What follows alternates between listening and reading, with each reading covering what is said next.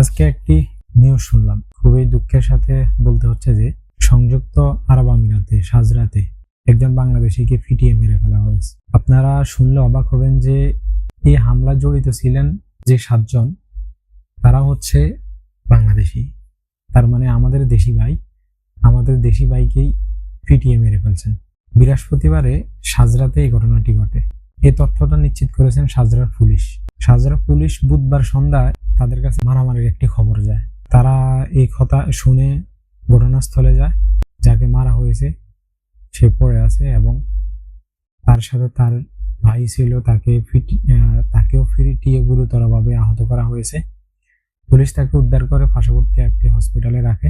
তো এই বিষয়ে তীব্র একটি নিন্দা জানাই যে আমরা বাংলাদেশি ভাইয়েরা দেশে যাই করি না কেন, বিদেশের মাটিতে এই হত্যাকাণ্ড করা বা অন্যান্য যে অপরাধগুলা, বড় যে অপরাধগুলা করা কোনোভাবে কাম্য নয়। কারণ আপনি একটা অপরাধ করবেন, সেই অপরাধের কারণে আপনার দেশের যত মানুষ আছে তাদেরকে সমস্যার সম্মুখীন হতে হবে। আপনি যখন দেশে থাকবেন আপনার নামে কিন্তু আপনাকে ডাকে, কিন্তু আপনি যখন বিদেশে চলে আসবেন তখন কিন্তু আপনাকে কেউ আপনার নাম ধরে ডাকবে না, আপনাকে বাঙালি বলে ডাকবে। তার মানে আপনি অপরাধ করেছেন, সবাই বলবে যে বাঙালি আরেকটা বাঙালিকে মেরে ফেলছে। তার মানে সবার উপরে কিন্তু আসবে। শুধু যে সবার উপরে কথাটা আসবে তা না, আপনার কাজে কর্মে হতে শুরু করে বিভিন্ন জায়গায় ইন্টারভিউ দিতে হতে শুরু করে সবকিছুর মধ্যে এটার এফেক্ট পড়ে।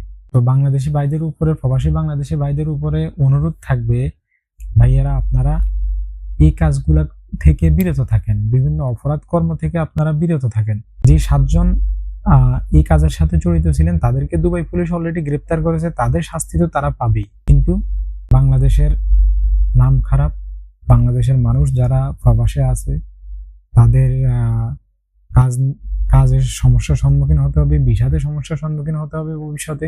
সবকিছুর উপরেই কিন্তু এফেক্টটা পড়বে। প্রবাসী যারা আছেন, আমি নিজেও একজন প্রবাসী, আপনারা হচ্ছেন দেশের চালিকা শক্তি, আপনারা হচ্ছেন দেশের রেমিটেন্স যোদ্ধা। আশা করি আপনারা তাদের দেশের আইন কানুন মেনে চলবেন, তাদের দেশে থাকাকালীন অবস্থায় অন্যান্য অপরাধ থেকে বিরত থাকবেন।